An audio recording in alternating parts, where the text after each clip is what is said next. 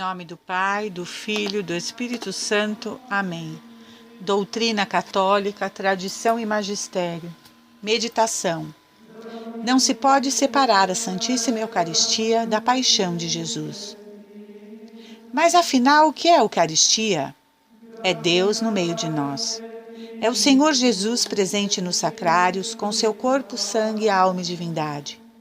É Jesus Cristo coberto com o véu das aparências do pão, mas realmente, fisicamente presente nas hóstias consagradas, para ficar no meio de nós, agir em nós.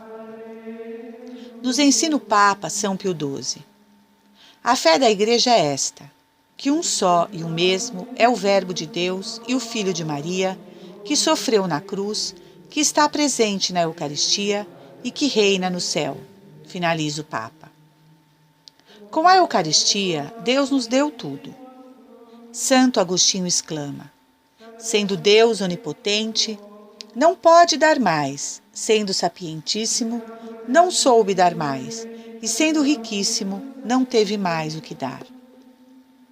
São Pedro Julião Eymar dizia sobre a Santa Eucaristia: temos o Santíssimo Sacramento, e aí está tudo do que precisamos. Nunca será demais o nosso cuidado em procurar conhecer e tornar conhecido este mistério inefável. A meditação, o estudo, a reflexão profunda sobre a Eucaristia hão de encontrar um espaço de tempo no decorrer de nossas horas. E esse será o tempo mais abençoado de nosso dia, de nossa vida. De fato, que se poderia desejar ainda, quando temos conosco Jesus vivo e verdadeiro? Devemos, pois, conhecer, amar e viver a Eucaristia. São Bernardo diz: a Eucaristia é o amor que supera todos os outros amores no céu e na terra. E Santo Tomás de Aquino escreveu: a Eucaristia é o sacramento do amor, significa amor, produz amor. A Eucaristia é a suprema manifestação do amor de Jesus. Depois dela, nada há mais senão o céu. Contudo, quantos de nós ainda ignoramos a imensa grandeza de amor que está encerrado na Eucaristia? Deveríamos ser loucos de amor pelo Santíssimo Sacramento. Tenhamos em nossas mentes o exemplo de Santa Margarida Maria Alacoque, que quando deixou o mundo apóstata e traidor de Cristo, para consagrar-se a Deus em um convento, fez um voto particular e escreveu com seu sangue as seguintes palavras: tudo pela Eucaristia, nada para mim. Sinto um tal desejo da Santa Eucaristia que, se fosse necessário caminhar com os pés nus por sobre uma estrada de fogo a fim de consegui-lo, eu o faria com uma indizível alegria. Somente no céu iremos compreender que divina maravilha é a Santa Missa. Por mais que nos esforcemos e por mais santos e inspirados que sejamos, nada mais podemos fazer a não ser balbuciar pobres palavras como as crianças, se quisermos falar sobre esta obra divina que está acima da compreensão dos homens e dos anjos. Santo Afonso Maria de Ligório dizia: o próprio Deus não pode fazer com que haja uma ação mais santa nem maior do que a celebração de uma Santa Missa. E por que dizia isto Santo Doutor? Porque a Santa Missa é a síntese da encarnação e da redenção. Ela contém em si o nascimento, a paixão e a morte de Jesus na cruz. E nela, na Santa Missa, podemos comungar o corpo, sangue, alma e divindade de Nosso Senhor na hóstia consagrada. Que graça extraordinária! E como é desprezada nos dias de hoje, blasfemada e sofre incontáveis sacrilégios.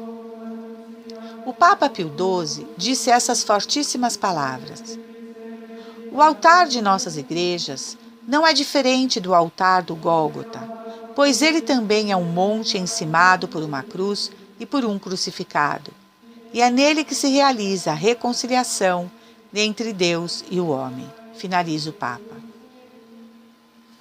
São Francisco de Assis dizia sobre a Eucaristia: O homem deve tremer, o mundo deve fremir, o céu inteiro deve comover-se, quando sobre o altar das mãos do sacerdote aparece o Filho de Deus.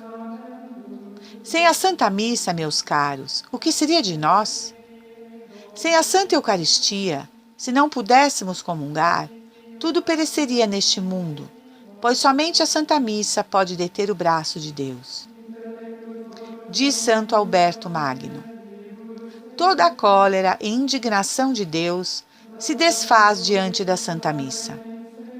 Sem a Santa Missa, a terra já teria sido aniquilada há muito tempo por causa dos pecados dos homens. Fiquemos sabendo, católicos, que a Santa Missa é o ato mais santo da nossa religião. Nós não poderíamos fazer nada de mais vantajoso para a nossa alma do que assistir piedosamente e zelosamente à Santa Missa, e o quanto mais vezes nos for possível. Façamos, pois, todo esforço e sacrifício para participar deste sublime e único momento, o mais santo, o mais majestoso, que é o santo sacrifício da missa, o prolongamento do sacrifício do Calvário, a fim de não perdê-la.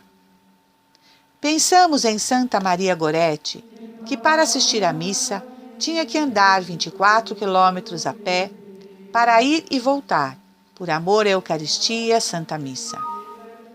Em nossa vida de cada dia, devemos preferir a Santa Missa a qualquer outra coisa ou boa ação, porque, como dizia São Bernardo, temos mais merecimento em assistir devotamente uma Santa Missa do que distribuindo aos pobres todos os nossos bens ou saindo em peregrinação por toda a terra.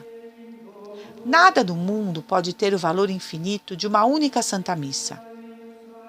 Dizia São João Maria Vianney: o martírio é nada em comparação com a Santa Missa, pois o martírio é o sacrifício do homem a Deus, enquanto a Santa Missa é o sacrifício de Deus pelo homem. Com maior razão, devemos preferir a Santa Missa a qualquer divertimento mundano, aos quais se gasta muito tempo em dinheiro, aos negócios, aos prazeres da carne, sem nenhuma vantagem para a alma, mas que, ao contrário, encaminha nossas almas para a condenação. E na Santa Missa que recebemos a Eucaristia. É na Santa Missa que comungamos o corpo de Jesus Cristo. Nela podemos unir ao sacrifício de Jesus na cruz o sacrifício de nossa pobre alma e miserável vida. São Francisco Xavier Bianchi, que era sacerdote, dizia sobre a Santa Missa: quando eu perceber que já não posso mais celebrar o santo sacrifício, tratai-me como um morto. Santo Afonso Maria de Ligório, certo dia indo rezar a Santa Missa, no caminho sentiu violentas dores nas vísceras. Um seu co-irmão que o acompanhava disse-lhe: pare para procurar um remédio. O santo lhe respondeu: meu caro, vou fazer 16 quilômetros a pé para não perder a Santa Missa. Impressionante testemunho de amor e de fé para a Santa Missa e pela Eucaristia. São Lourenço de Brindisi, sacerdote, achando-se em uma povoação de hereges, onde não havia igreja, caminhava 70 quilômetros a pé para chegar a uma capela católica onde pudesse rezar a Santa Missa. Não é sem motivo que este santo dizia: a missa é o meu céu na terra. São João Bosco dizia: tende grande cuidado em ir à Santa Missa, mesmo nos dias de semana, ainda que para isso tenhais que sofrer incômodos, pois com isso obterei do Senhor toda sorte de bênçãos. Na verdade, quando vamos à missa, deveríamos ir repetindo com São Tomé: vamos nós também para morrermos com ele. João 11,16. Reproduzir em nós os sofrimentos dolorosos de Jesus. Uma união com Cristo em seus sofrimentos e em conformidade com ele em sua morte. Não se pode separar a Santíssima Eucaristia da paixão de Jesus. Assim exclamava e gemia entre lágrimas Santo André Avelino. A verdadeira participação na Santa Missa deve fazer de nós vítimas como a vítima. Todas as vestes sacerdotais têm alguma referência à paixão e morte de Jesus Cristo. A alva recorda a túnica branca com que Herodes fez vestir a Jesus como se ele fosse um louco. O símbolo nos lembra a flagelação. A estola nos lembra as cordas com que ataram nosso Senhor. A tonsura recordava a coroa de espinhos. A casula, trazendo a figura de uma cruz, recorda a cruz posta sobre os ombros de Cristo. Talvez pensemos muito pouco na sublimidade de uma Santa Missa e da comunhão. São Pio X dizia: se os anjos pudessem ter inveja, eles nos invejariam porque podemos comungar. Jesus está no sacrário para nós. Ele é o pão de nossa vida sobrenatural. Ele é o alimento de nossa alma. Se não comerdes da minha carne e não beberdes do meu sangue, não tereis a vida eterna. João 6,54. Procuremos não nos deixar levar pelos enganos do demônio. Não percamos a comunhão. Nós não saberíamos dar maior alegria ao inimigo, o demônio, do que nos afastando de Jesus, o qual tira todo o poder que ele tem sobre nós. Dizia São Francisco de Sales sobre a comunhão: aqueles que têm poucas ocupações devem comungar frequentemente, porque têm comodidades para isso. E aqueles que têm muitas ocupações também, porque disso têm necessidade. A paixão dos santos pela comunhão diária. Quem poderia descrevê-la? Padre Pio dizia: se fosse possível, eu faria 10 comunhões a cada dia de todo o meu coração. Vamos nós também fazer todo o esforço para recebermos Jesus na hóstia consagrada diariamente. Não nos façamos de rogados para fazer uma coisa tão santa como é a comunhão diária. Depois de ver tantos testemunhos de papas e santos da Igreja, de amor à Eucaristia e à Santa Missa, penso no oposto completo que vemos nos dias de hoje. Um completo desprezo por este divino sacramento e mais ainda pela Santa Missa. Nossa Senhora do Bom Sucesso profetizou este desprezo pela Eucaristia quando disse: quanto sinto ao te manifestar que haverá muitos e enormes sacrilégios públicos e também ocultos de profanação da Sagrada Eucaristia. Meu Filho Santíssimo ver-se-á jogado ao chão e pisoteado por pés imundos. Nada há de mais precioso em nossa Igreja Católica que as espécies eucarísticas, pois elas são o corpo e sangue de nosso Senhor Jesus Cristo. Porém, como são desprezadas e blasfemadas. Tal é seu valor que a pena para quem profana as espécies eucarísticas é a excomunhão reservada à sé apostólica, ou seja, nenhum padre ou bispo, senão com a devida autorização da Santa Sé, pode absolver tão grande delito. Diz o Concílio de Trento: por ter Cristo, nosso Redentor, dito que aquilo que oferecia sob a espécie do pão era verdadeiramente seu corpo, sempre se teve na Igreja esta convicção que o Santo Concílio declara novamente. Pela consagração do pão e do vinho, opera-se a mudança de toda a substância do corpo de Cristo, nosso Senhor, e de toda a substância do vinho na substância de seu sangue. Número 1642. Com a instituição da Santa Missa, Jesus antecipou sua paixão. Tornou-se alimento para nossa alma. É por isso que os santos são unânimes em dizer que, ao esconder-se sob o véu do sacramento, no pão e no vinho, Jesus humilhou-se ainda mais do que na encarnação, pois enquanto nesta, por um lado, ele assumiu o corpo do homem, que é a imagem e semelhança de Deus, Gênesis 1:27, na Eucaristia, por outro, colocou-se totalmente aos seus cuidados, na fragilidade das partículas eucarísticas. Mais humilhação e mais aniquilamento na hóstia santíssima, mais que no estábulo e que em Nazaré e que na cruz. Por isso estamos obrigados a amar o santo sacrifício da missa. Eis o porquê de Satanás fazer guerra à Santa Missa. Ele odeia todos os sacramentos, especialmente a Eucaristia. É seu plano diabólico levar os fiéis a comunhões sacrílegas, pois deste modo ele consegue tanto profanar a dignidade deste augusto sacramento, como também ganhar almas para o inferno. Notem o que diz São Paulo. Todo aquele que comer o pão ou beber o cálice do Senhor indignamente, será culpável do corpo e do sangue do Senhor.